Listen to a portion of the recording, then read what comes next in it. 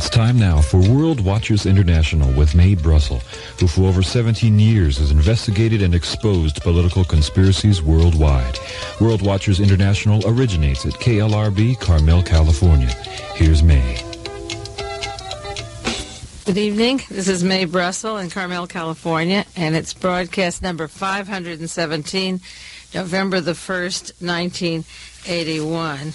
I suppose the most disgusting story of the week, and it's hard to top them each week, is the one out of the Washington Post, the revelations of the experimentation on American GIs by the Japanese during the war. The Japanese war atrocities were terrible, and the cover-up, of course, compounds the problem. There were at least 3,000 human beings, American prisoners of war, that were used for biological experiments by the Japanese.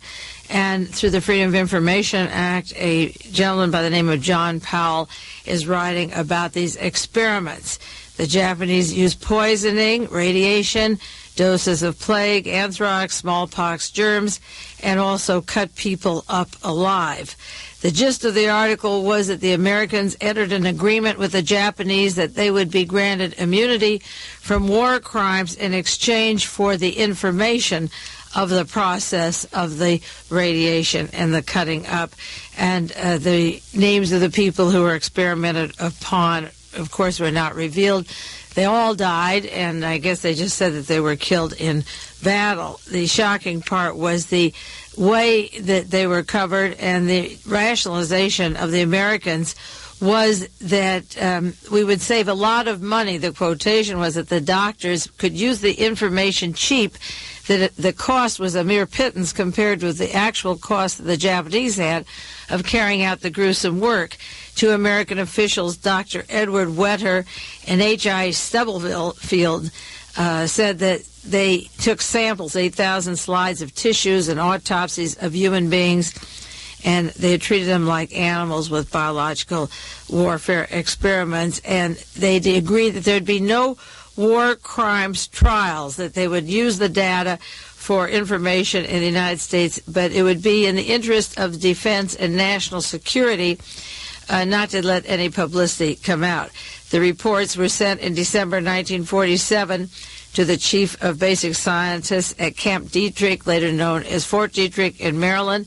This is where the mind control and biological warfare experiments continued up through today, I suppose, and that they appreciated the Japanese offering help and contributing information on the experiments, and the agreement was not to try them in any court. We tried the Germans and talked about the War Crimes Tribunal at Nuremberg. Scientists and doctors in Nuremberg were tried for offenses, experiments on the human beings. J. Edgar Hoover had information and confidential memoranda on these experiments. They were taking place outside Harbin in northern China, where Japan has biological warfare capacity, and the United States Army and Navy felt it would be very valuable to know what happens when you give plague or anthrax or smallpox and then you let the people die from the disease, or radiation poisoning and they pumped victims full of horse blood, or they cut them up while they were alive. And as I say, the rationale was, in quotes, it was a mere pittance compared to the actual cost to the Japanese for carrying out the gruesome work, that it was invaluable, that it couldn't be obtained in any other way by the United States because of the scruples attached to human experimentation. This is what the document said. It couldn't be carried out any other way, so we would let the Japanese do it, take the slides and so forth, and use the information, but for national security, don't let the story out at home. While this was going on, the famous doctor that was associated with Errol Flynn and the Gestapo, that got him involved in the Gestapo, and was in Vienna and traveled New Guinea and around the world and in Hollywood. He was an American citizen in 1932 and had been in Vienna and then went back there, and he was an American citizen while he was spying and working for the German government throughout the entire war. Dr. Joseph Mengele at Auschwitz was an American citizen since 1933. He was naturalized in New York, and while he was conducting his experiments at Auschwitz, he was an American citizen. And after the war, I understand that Dr. Mengele was doing experiments for the CIA, for the Tennessee Valley Authority, and there were 200 people that died from radiation, similar to the radiation experiments the Japanese were doing with the approval of the United States government, that we would use your work and we would not prosecute you. We'll just take your experiments for what they're worth. Mengele is experimenting on Indians in Paraguay right now. He has a large hospital, and he's doing a genocide on the Indian population, the males, right now in Paraguay. So he worked at Auschwitz. He worked with the Tennessee Valley Authority. He works in Paraguay. He never stopped working as an American citizen. He now is paid, or was paid by the CIA, and was never held responsible for being the angel of death at Auschwitz or for the experimentation.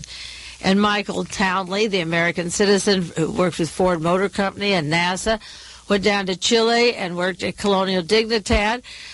He was responsible for quartering up people and throwing them in the river, working with DINA, the Chilean secret police, the government that we are now going to send millions of dollars to, still continuing their oppressive regime.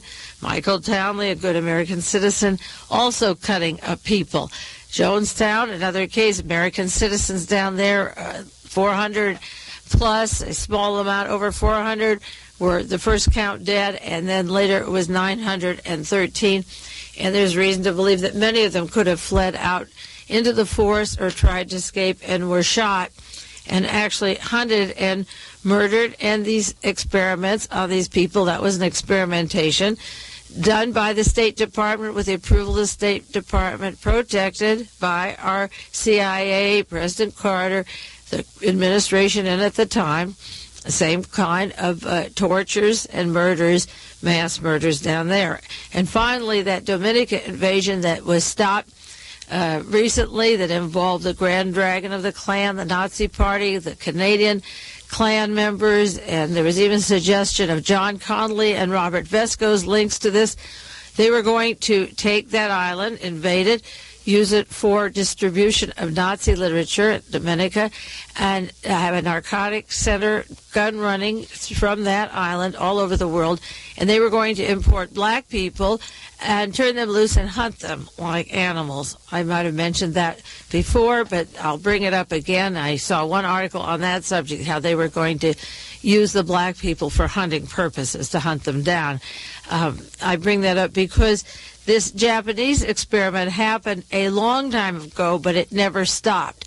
The same minds are doing it continuously, and while it's an unpleasant subject to talk about at such great length, if you don't bring it out in the open when it happens, which they didn't, and you don't bring these other matters out, they will continue. And there's no way to stop them until you want them stopped. And when you want it stopped, you will write congressmen in the House Intelligence Committee, or scream and yell, or maybe we'll get on the street with posters. I don't know what people can do to stop the Michael Townleys and the quartering and the Dominica type of torture that was suggested, but we know that the government in Paraguay helps, and the CIA helps Dr. Mengele, and people just seem unable to move or to make any gesture of anger, or even it's very hard to even feel anything about this. There's so much numbness and indifference to the way people suffer, and in this case, American GIs, the Japanese case, were taken and experimented upon, and the Americans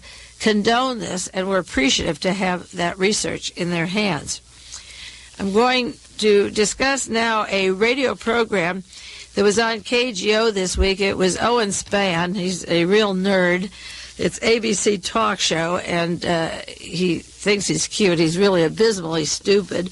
But he goes to Washington. This is his 8th trip to Washington, and he had Jack Anderson on as his guest. And he asked Jack Anderson a question, which I was surprised he even knew enough to get into. He said, "Why are you doing so many articles on Edwin Wilson and Frank Turple?" He said, "I've never seen you do so much about any single subject. For the past 18 months, Jack Anderson has been pushing story after story about Theodore Shackley, Edwin Wilson, George Corcola," he leaves that name out, "and Frank Turple." He avoids Corcola, and it goes on to Turple. And Jack Anderson gave this answer to him, And I think it's important for you because I do use those names week after week for the past 2 years on these broadcasts. He said Gaddafi in Libya is a major supporter of terrorism around the world today. We saw the killing of Sadat, and he hinted, that was done by specific terrorists, and the attempted murder of the Pope, and he, again, didn't say they were left terrorists. He acknowledged or hinted that they were right, but they were still terrorists. And he said Gaddafi not only is the leading promoter of terrorism, but the CIA, our own government, deserves the blame for some of what is going on. And he said that is why he's talking about it. He said the CIA is trying to compete with the Soviets. If the Soviet Union has terrorists, the United States has terrorists. If the Soviet Union assassinates, the United States has assassination teams and trains assassins. If the USSR has dirty tricks, the USA has dirty tricks and kidnappings and so forth. He said we are inconsistent with what our former beliefs and traditions were, and it's breaking the country apart. I happen to disagree. I think the slavery and the treatment of the Indians is our real tradition, that genocidal treatment of rounding up the Indians and eradicating them in America is what America is. And the importing of blacks to do the hard work and the dirty work is what America is about. Anderson thinks of the American dream, and he says that having these assassins, which is something fairly new to come out in the open, how the Defense Department, the CIA, are training for bombings, blowing up airplanes, blowing up synagogues, and so forth. The CIA is being smeared through all of this, and he said it was important because the CIA. He said our CIA hired mafia killers and the underworld, which I agree was one of the beginnings of the downfall of this country. He said we put the United States beyond acceptable behavior, hinting that there is no other country in the world, such as the United States, even England and Germany or other countries, or France, that uses members of the organized crime to do the things that we are doing. They don't use the mob syndicate in their intelligence agencies, into their defense departments. They may have other problems, but they're not using the known syndicate families. He said when the CIA trains to kill, to sabotage, to torture, and to murder, and of course we had torturing with Savak in Iran and all around the world. We've trained torturers and to murder. And when some of these work for Gaddafi, this is a tremendous story. He says they have attempted to kill on American soil, and I can name 10 people, he said, that were killed or trained by American squads that were killed. And the United States trained one person to kill in Ethiopia. He had tape recordings of that. And he said when the New York Times has a front-page story, day after day, you know it's going to be big. And that's what I've tried to say on these broadcasts about these people. When Seymour Hersh began those stories, June 14th and 21st, 1981, you knew then that the major media was going to break into these big stories. And Jack Anderson was of the belief that these are the most important stories, and I know they are.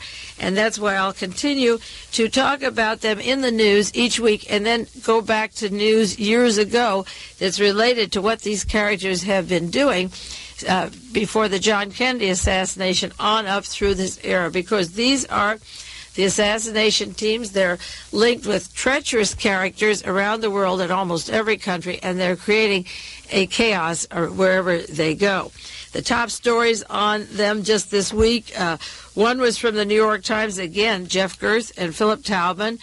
American pilots reported flying in Libyan forces, and it tells about pilots trained in Canada and Great Britain are paid by Edwin Wilson and Frank Churchill, and they fly all over the world, and particularly the bombings for Libya, that the pilots in the Libyan Air Force are American trained and sent over there.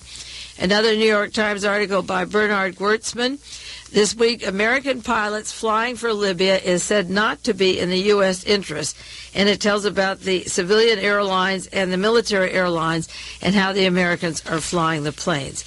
A large article by Edward T. Pound in the New York Times. Again, Jeff Gerth is carrying most of them, but they're using other writers, and this is a hint of how big the story is getting. This article is the recruiter for the project in Libya sought personnel in Alabama, and it goes into Kenneth G. Beck, an Army veteran who went from southeast Alabama to fly overseas for these radical terrorists. Richard Love, a helicopter pilot who signed up with Mr. Wilson in a London-based company called Western Recruitment. Edwin Wilson had about 127 companies, dummy fronts. Some of them are huge, and I'll go into detail on some of those in the weeks to come. Near Fort Rucker Army Aviation Center down in Alabama is where they recruited, and they sent Vietnam veterans, Army veteran of 20 years, out and overseas, meeting at the Holidays Inn, and they're from Alabama. Another story for the New York Times, a different writer, Stuart Taylor Jr., businessman tied to terrorist plot. And there's a 10-count indictment against Douglas M. Schlachter. He's now cooperating as a witness.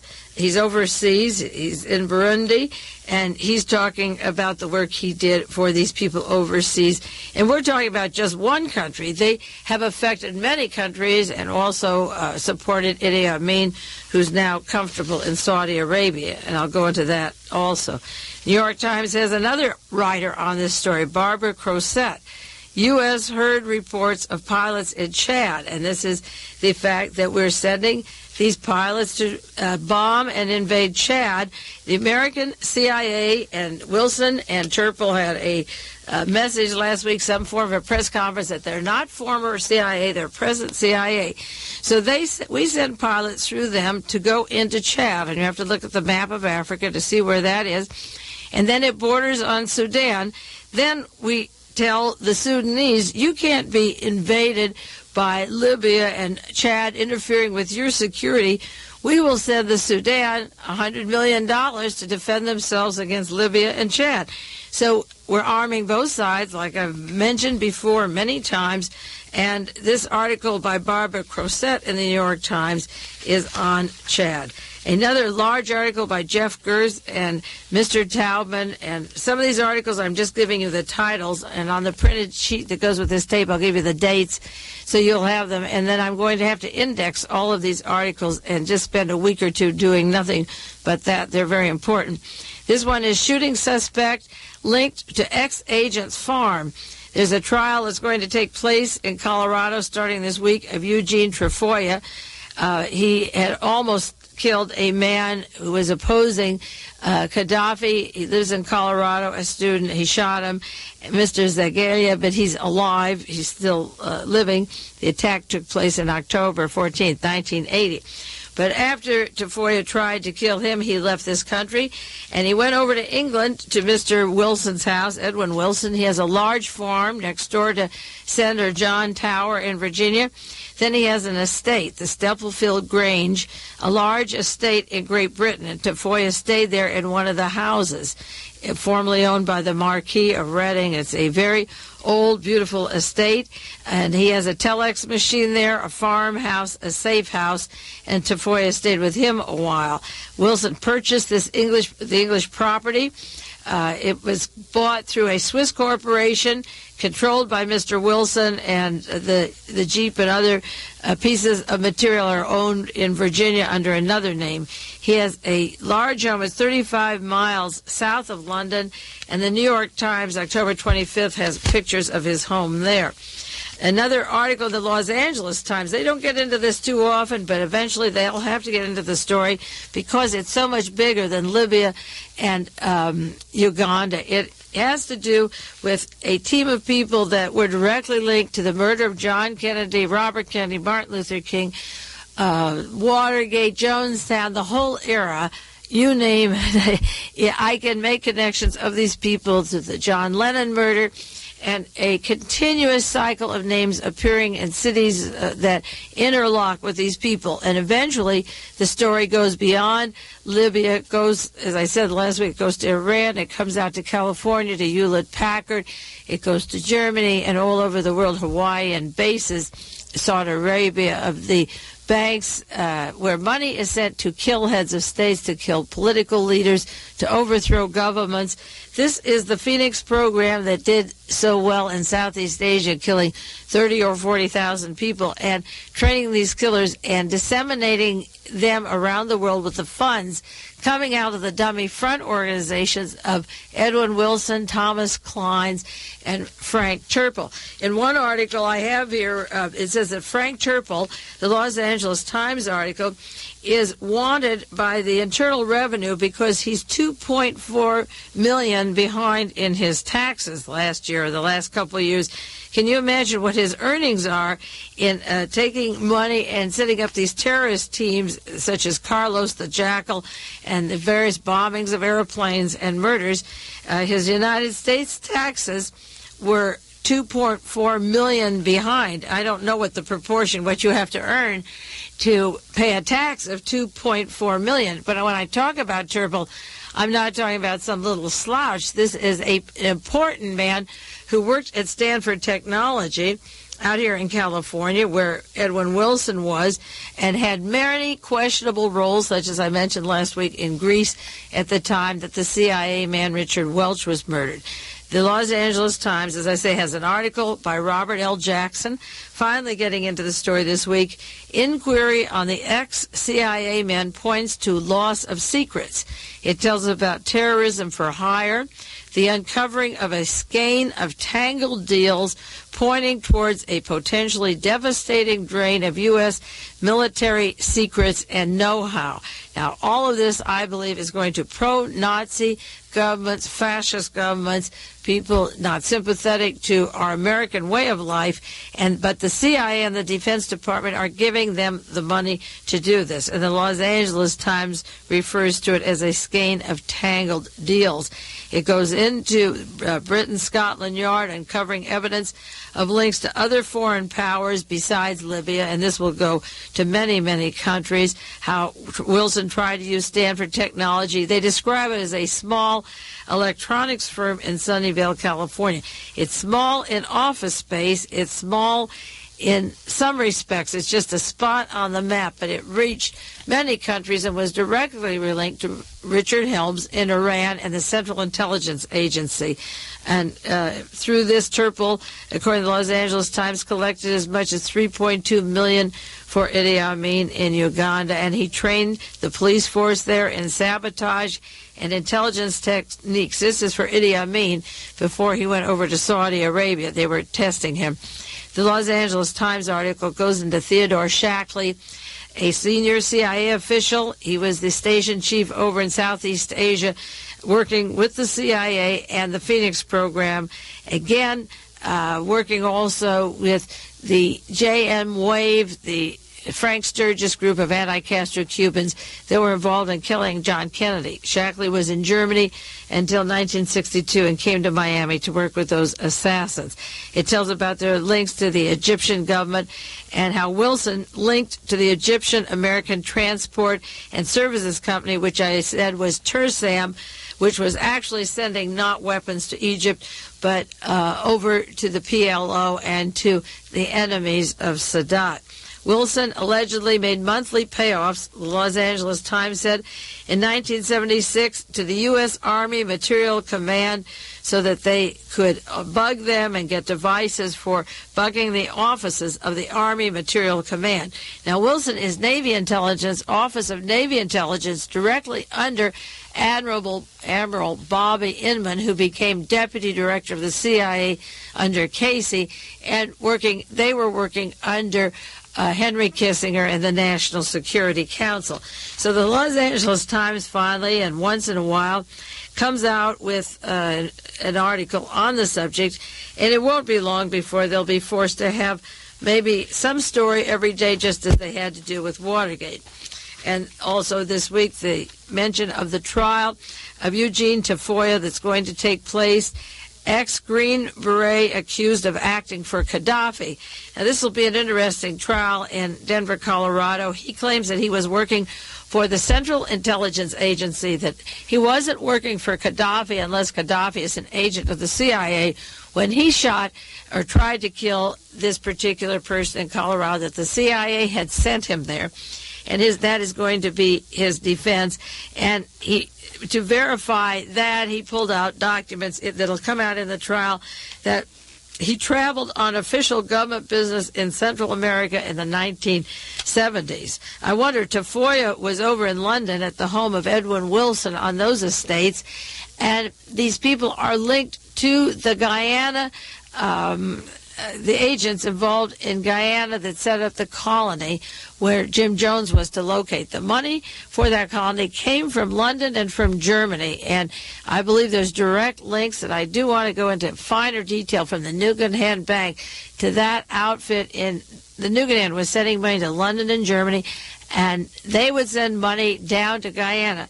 And I wonder if Tafoya was sending down to Central America to Guyana, down in South America and Central America, because the money for that also came out from the Cayman Islands, the banks there to help fund Jonestown. And they had a lot of banks around the world that were sending money down to them.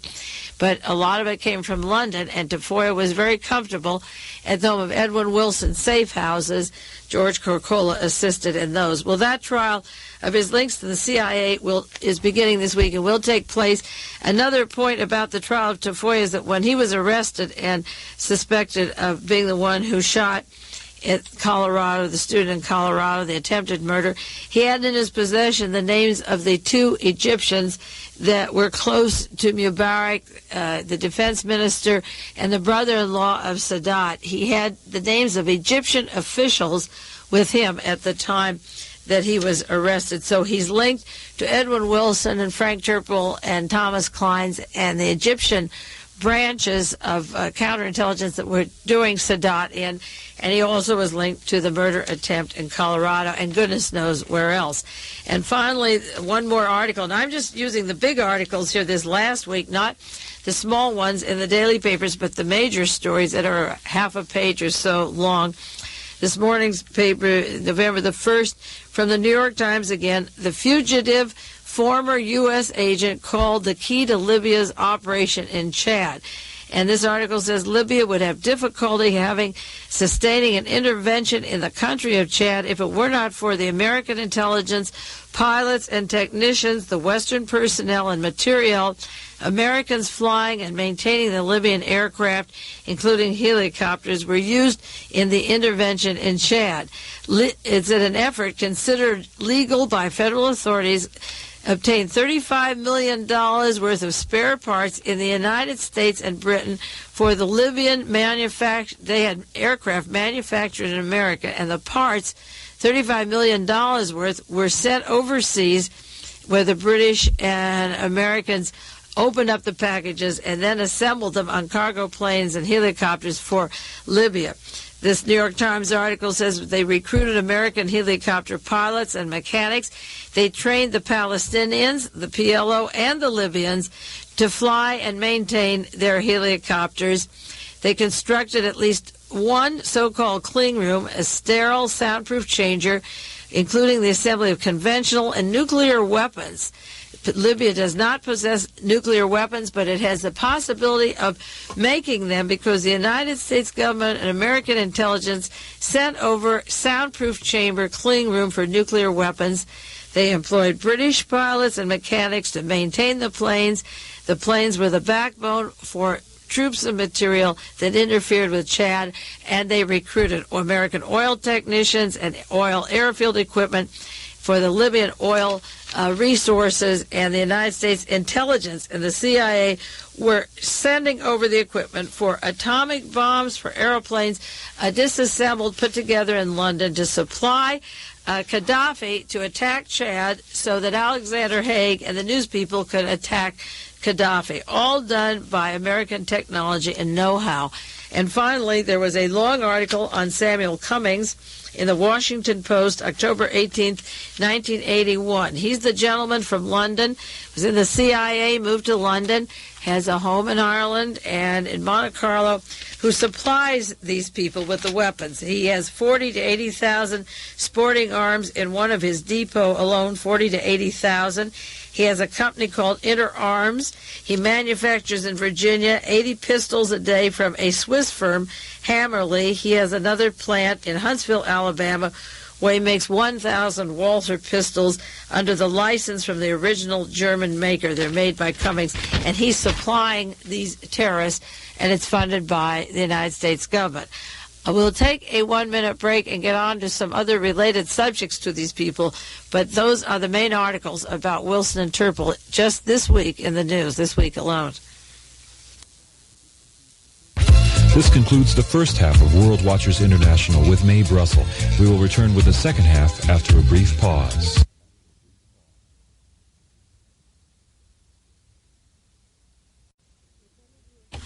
If any of you are interested in the resources, the information of the newspapers that carried these articles and the dates, you can write to me, send a self-addressed stamped envelope, and 25 cents for the printing, and I'll enclose the bibliography for those of you that don't take the tapes every week by subscription, so that you can find out what is in these articles. There isn't even time in 1 hour to go into the details, and I bring them up because this story is just going to keep developing. It covers a whole era, and I can't say it enough. I have to repeat it because, as I told you, these names maybe, if it opens up, will become household words. It depends how the investigations go and who sits on the investigations. I mentioned several weeks ago, October the 11th, when Sadat was first murdered, how a company, the Santa Fe International, that did the most building for Egypt, was sold to Kuwait just the day before Sadat was murdered, and how Gerald Ford was on the board of directors of the Santa Fe, and also a gentleman from the Security Exchange Commission, a former chairman of the Security Exchange Commission, was on the board with Gerald Ford. His name is Roderick Hills. I also mentioned that there was an investigation to probe the selling of this company because of the manipulation of the funds so quickly within a few days' time. What happened was that the stock was selling, according to the San Francisco Examiner, at $19 a share, and within a few days, on October the 5th, the day before Sadat was murdered, the stock went up from, if you had 10 options in this, for $62.50. A few days later, within 1 week, it was worth $14,250. It went up 22,700% in less than 1 week. And the bankers have been told to freeze this money because somebody had inside information that evidently Sadat was going to be murdered.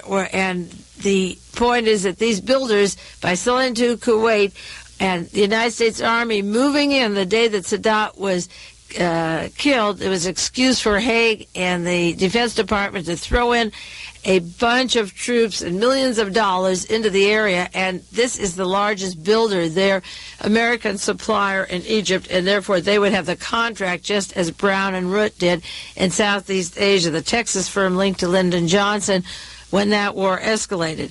The Los Angeles Times has an article this week. The United States seeks to freeze $5 million gained from the Santa Fe trading. This is from the LA Times. A federal judge acting at the request of Security Exchange Commission Monday ordered 9 banks and brokerage houses to temporarily freeze $5 million in illegal profits that they allege were fraudulently obtained by investors and inside information preceding the announcement of the Alhambra-based Santa Fe International that would be acquired by Kuwait. Now, I mentioned on this program, and you might have read the newspaper, the CIA knew 3 weeks before the killing that Sadat was going to be killed.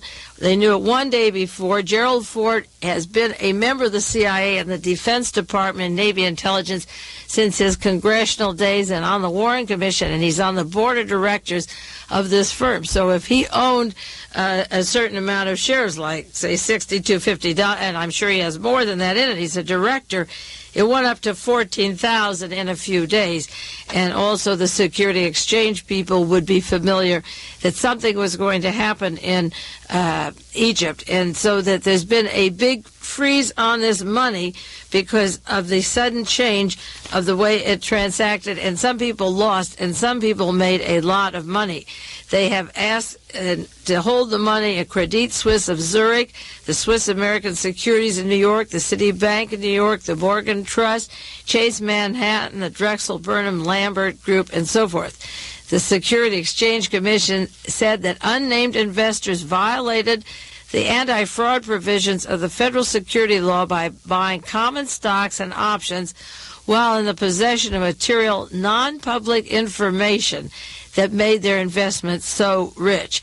The Security Exchange said that certain of the proceeds have been and may be in the process of being transferred to foreign banks right now that would threaten the immediate and irreparable harm to public interest.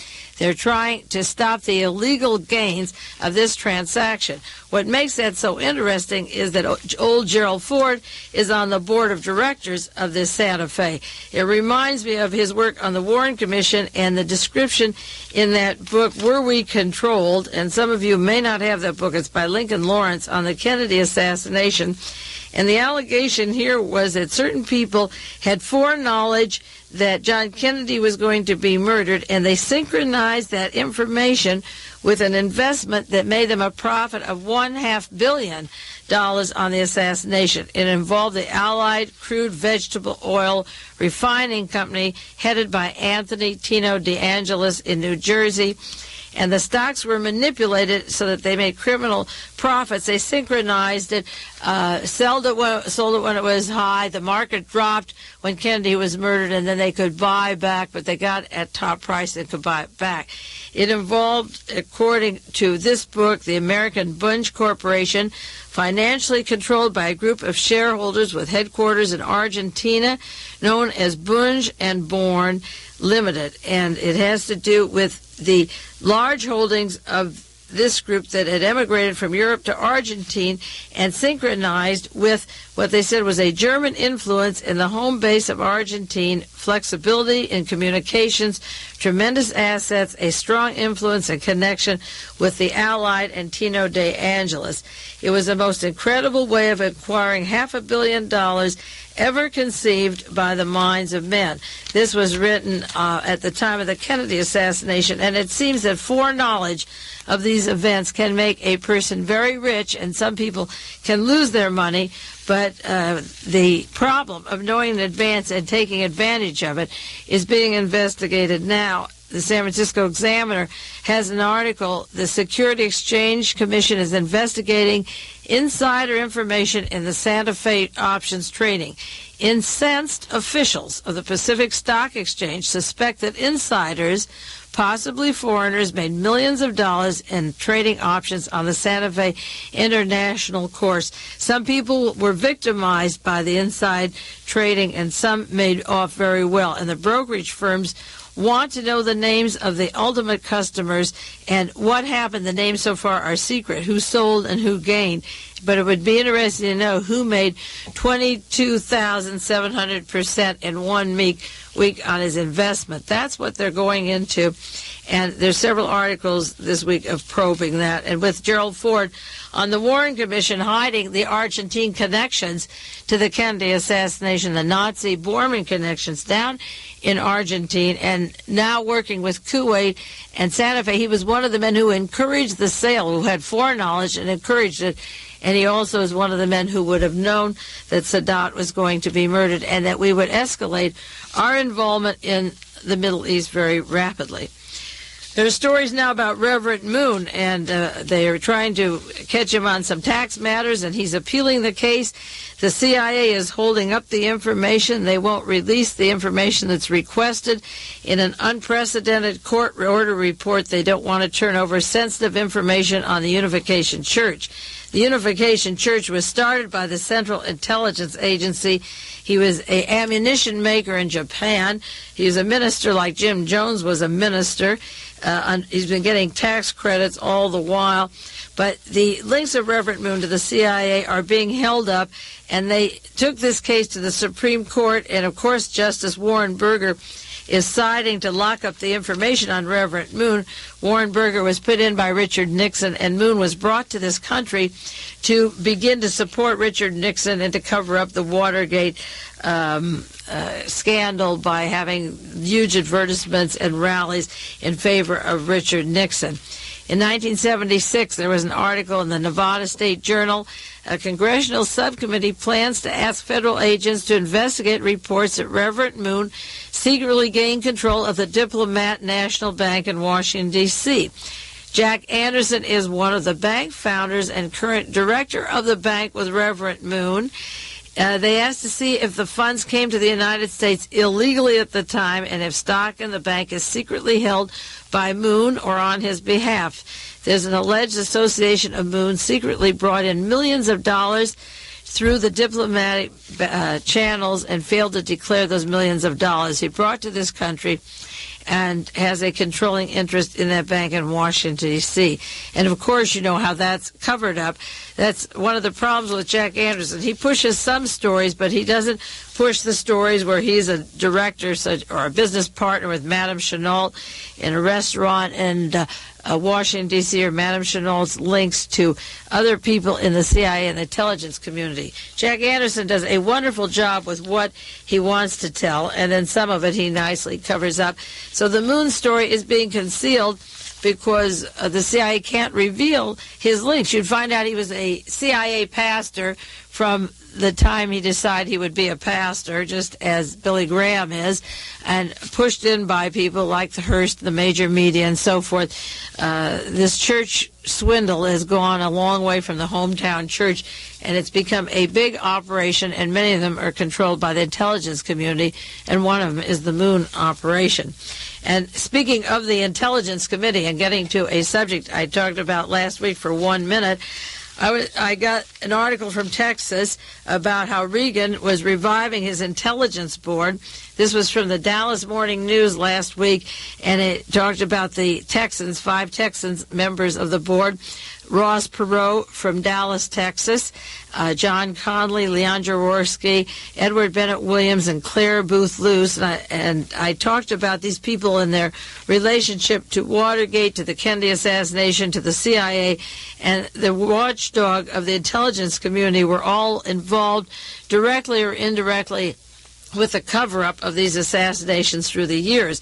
But the article from the Dallas Morning News didn't mention the marvelous inclusion on this Intelligence Committee of Leo Chern. That's one of my favorite people. I don't know how they left his name off of this list. Mr. Leo Chern is going to be on the advisory board and working with the oversight board. He's been appointed to work under Richard Allen and various people. Ronald Reagan has appointed Leo Chern to be on this committee. There was a lot of discussion, according to this one article in the New York Times, and disputes. But Mr. Chern is on this committee, and he will serve as one of the top officials of this committee. Now, Leo Chern is a character, if you do research, that goes way back, like Theodore Shackley with Wilson and Turple. He works with those people very closely. Leo Chern, according to an article in the New York Times in 1976, at that time was appointed by Gerald Ford to his committee investigating possible abuses of the CIA. He heads a private humanitarian organization which has links to the International Rescue Committee. He belonged to that group and headed it since 1960. That's the group that met and arranged to bring Lee and Marina Oswald to this country for Navy intelligence and to meet them at the New York Harbor. He was working with that from in the 60s on. He raises a lot of money for various far right-wing organizations and speaks for them. He's associated with the Citizens Committee for a Free Cuba, violently anti-Castro Cuban connections. He's in the Council Against Communist Aggression, the Citizens Committee for Peace and Freedom in Vietnam. He received the Freedom House Award CIA Foundation from the J.J. Kaplan Fund, which has to do with labor movements, student movements, the kind of the Chicanos, the Black Panthers, the working class movements that were infiltrated when the SLA formed the CIA. This was his shtick. Leo Chern has been linked directly to the Kaplan Fund and the CIA and the disrupting terrorists. If we see the CIA sends money to terrorists overseas in Germany and in the Palestinian group in Uganda and Libya and Ireland. It also has them, or tried them, in the United States with various actions such as the Manson family and the SLA and other domestic groups that were linked to the intelligence community. Leo Chern was described in Peter Dale Scott's book as a chapter, The Death of Kennedy and the Vietnam War. In May 1963, just before John Kennedy was assassinated, he worked with the Committee for a Free Cuba. He worked with the Vietnam lobbyists and the International Rescue Committee at that time, just before Kennedy was assassinated. He worked with Clare Boothe Luce and Edward Teller and CIA fronts. The North American Newspaper Alliance was part of his group, and that hired Priscilla Johnson, who was meeting with Oswald in the Soviet Union, and Marina Oswald afterwards, and he was associated with the advisory board to the Cuban Freedom Committee and worked with the anti-Castro Cubans, the Bay of Pig agents that were funded by Edwin Wilson and Theodore Shackley in Miami. He was closely associated with them in Miami with Carlos Prios Siqueiros and that gang. Herman Kahn, 1976, had a police convention. He spoke, and Ed Davis had the international police chief, and Kahn and Leo Chern were guests, and they were talking about America and think tanks, and of course lambasting the Soviet Union and welfare and security and ecology and the environment and so forth. They were putting down all the things we need, and this was a police convention in 1976. Ed Davis, Herman Kahn, and Leo Chern. Chern was a member of the Hudson Institute. He was the founding director of the Hudson Institute, an analyst for Rand Corporation that was closely associated with the Nugan Hand Bank, also in Australia, the Northrop Aviation, a consultant to Boeing Aircraft. He works with Stanford Research Institute, that's part of the Stanford Technology out here in Palo Alto, the Center for International Studies at Princeton. Leo Chern was a member of the Hudson Institute of America, the Foreign Intelligence Advisory Board, a key person along with Herman Kahn at the Hudson Institute. He also, interestingly enough, was involved with a lot of operations that were linked later to the kidnapping of Patty Hearst and the SLA activity and the forming of the SLA. There was a story in 1975 by a reporter, Bob Dietrich, who got information about Leo Chern and mentioned in an article about William Colby and Leo Chern that he saw the names of Richard Welch, that's the CIA station chief in Athens, and another person, a Mr. Reese, supposed to be a KGB informer for the FBI. And this was among Colby's and Chern's papers. Robert Shear wrote this up, and a few months later, Richard Welch was dead, and also he was dead in Greece, and Mr. Reese was dead, the KGB informer. He turned informer, and Norman Reese in Connecticut. Now, these names were seen before the men were dead, and as I mentioned last week, the reason for having these tight laws about prosecuting people who named CIA agents was because Richard Welch had been killed. And I mentioned last week that this was set up by the CIA, and these laws could be put to suppress journalists who had information about the CIA. Well, a gentleman named Mike Casey got information from Leo Chern's Little Green Book, and this is a marvelous story that was lost in Europe. There were large articles about this that I had on this program, several years ago. One was from the New York Times in 1976, September 16th, and the other was the Washington Post, September 16th, 1976. Intelligence Advisor and the Little Green Book Affair.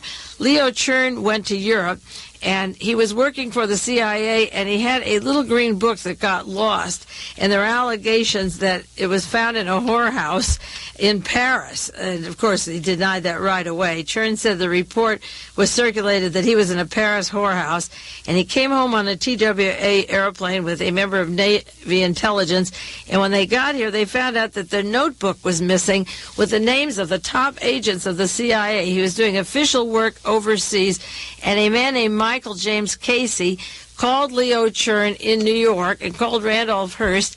6 months later, the notebook was missing in March of 1975. In July 1975, a man, not related, I don't believe, to William Casey of the CIA, called Leo Chern and said, I have your book. The book was lost in Paris. It was found and delivered to Hong Kong with the names of agents. Now, Casey, the man who had the book, was a prisoner at Soledad when Donald DeFreeze was there working for the CIA. He worked with the Vietnam refugees and helped them when they came over this country, the way that Mark David Chapman did at Fort Chaffee for the CIA. He was at Soledad Prison. He worked in Hong Kong. He knew where Patty Hearst was. And among other things in the notebook, when it was returned, Mr. Casey said, and it was written up in the Los Angeles Times, was a memo September 22nd. Casey sent a telegram to Judge Carter, Oliver J. Carter, of the Hearst case, and he knew about the kidnapping of Patty Hearst, and he said, we request that Patricia Hearst be given bail, and he had information about the kidnapping of Patty Hearst and was interfering with the case and telling the judge to let Patty Hearst off, and Judge Carter died in the middle of that case and was replaced by another judge who sentenced Patty Hearst. Well, this notebook of Leo Chern's had the list of 100 or more CIA agents, and the interesting thing is that he was directly linked to the Nugan Bank, which formed in Australia in 1969, and to Edwin Wilson and Frank Turple and Theodore Shackley, and again, these important characters. What he had in the book was information of Air Vietnam and flights between Saigon and Hong Kong, and trips with his work with Air America. In September 1975, according to the New York Times, after returning the original copy of the notebook to Mr. Chern, Mr. Casey showed Robert Dietrich, a reporter from the San Diego Evening Tribune, what were typewritten copies of the book's contents with purportedly secret documents allegedly obtained from the CIA's Air America office in Saigon. Air America's office in Saigon was run by Theodore Shackley, and then it continued with the men they had rest and recreation over at the Nugan Bank in Australia. They put their funds in there, their heroin money, their dope traffic. When Chern was in Europe, he lost a little green book, which was lost in Paris. It has to do with Henry Kissinger again and Gerald Ford, and the names in the articles going back to 1976 are interesting to me, because now that I am studying that Nugan Bank in Australia, or Stanford Technology, or where Edwin Wilson was, or Frank Turple, or Air America, the names that have come out in the last year and a half in the news and these other stories makes the past names meaningful. Where Chern was at the time, and the death of Judge Carter was interesting, and I mentioned it before in the Patty Hearst case, but the fact that Casey worked with the Vietnamese refugees, the way Mark David Chapman was working with them, and the list of names of the agents that Chern had and the information that Casey has never fully come out. But with all of that scandal of losing his little green book, of being linked to Edwin Wilson and Frank Turble, Air America, Henry Kissinger, the CIA, the Patty Hearst case, with all of those scandals, and there's more on this character. I mean, he runs through a whole era, foreknowledge of the Welch murder and so forth. Even with all of that, this week, the president put him on the Intelligence Advisory and Oversight Units Committee. Now, how can a guy like this character, and every single one of those characters has a biography like that, how in the heck can they be on an oversight committee advising on intelligence operations when they have been involved in every scandal that still surfaces like pussy sores, never investigated? Imagine putting Leon Jaworski, John Connolly, Edward Bennett Williams, Leo Chern, and Ross Perot on a advisory board. Ross Perot in Texas had a escape. He helped some businessmen escape from Iran at the time of the fall of the Shah that represented investments of people from our Defense Department and from Texas. And Mr. Beckwith, who staged the hostage rescue that didn't take off when 8 people died, he's retired now, and he's going to work for Ross Perot in Texas. And Mitchell Werbel, who makes the silencers and the weapons for the assassination teams, sold his interest to an outfit in Texas that works with Samuel Cummings and Wilson and Turple and Corcola. So in Texas, we're really having a paramilitary operation of weapons training, Perot, Beckwith, Mitchell Werbel outfit. and they're making their own rockets down there, too. There's quite a combine there with enough weapons for their own paramilitary operations. And Leo Chern is one name that was left out of the Dallas Morning newspaper that is really, it's so pathetic, it's comical if you know who they are, to see these old dogs brought out to be put on that board again. The many articles this week you've seen about Idi Amin and his safe refuge in Saudi Arabia. It was Vice President Bush that lambasted Gaddafi for harboring this terrible person. And as I mentioned once before, I think last week, and praising our great ally, the moderate Saudi Arabia, when it turned out that Idi Amin, who's responsible for killing 300,000 minimum and torture and having the prime minister's head at the dinner table served and then banging it with some more shots, Idi Amin is over in Saudi Arabia, and there are many articles about that. Jack Anderson had an article this week on selling the AWACS and how Ronald Reagan lied to the country. And when the question came up of where is Idi Amin, they sent Buckley, our Deputy Secretary of Defense, James Buckley, the Undersecretary of State, rather, to Congress, to Capitol Hill, to disarm the senators, and he said he didn't know where Amin was. Well, Buckley and his brother are very much linked to the Chilean coup, to the Australian Nugan Bank, to the JM Wave, Kennedy assassination, the Watergate affair. They have been the highest level of intelligence operators. The two Buckleys, James Buckley and his brother William Buckley, are similar to Alan Dulles and John Foster Dulles. So the Buckley, who is directly involved with these characters, goes to Congress on Capitol Hill and says, I don't know where Amin is.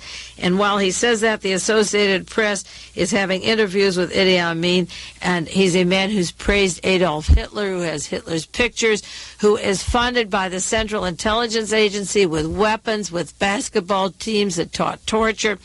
We talk about Khomeini killing 1,000 or 2,000 people with a revolution over there, and yet we're supplying our ally Saudi Arabia, and they are entertaining their guest over there, who admittedly a minimum of 300,000 people he had murdered, besides those he left to be starved. And in Saudi Arabia, the Nugan Bank has an agent, Bernie Houghton, former CIA man. He was directly linked to the Green Berets, Air America, Leo Chern. He's over in Saudi Arabia. He's the representative, and it's from those agencies that they can give money over there to supply Idi Amin and keep the Saudi Arabians treating Idi Amin great. The CIA from Australia and from Washington and from various countries supplies Saudi Arabia through their agent Bernie Houghton of the Nugan Bank and Green Berets and the assassination teams with a safe haven for Idi Amin. There were editorials this week of various people saying, why doesn't Andrew Young speak up? Where is Jesse Jackson? Where is UN Secretary Kurt Waldheim? Where are these people? Why don't they deplore the fact that Idi Amin is there? Why? For the same reason that they allowed the torture and the cutting up of Americans in Japan a while back, or in Nazi Germany, and many of them knew what was going on, or down in Paraguay today with the Indians, or down in Chile at Colonial Dignidad. There seems to be a void, a moral void of people. The ones doing it have no brakes, no stopping, and the ones who read about it can't comprehend it.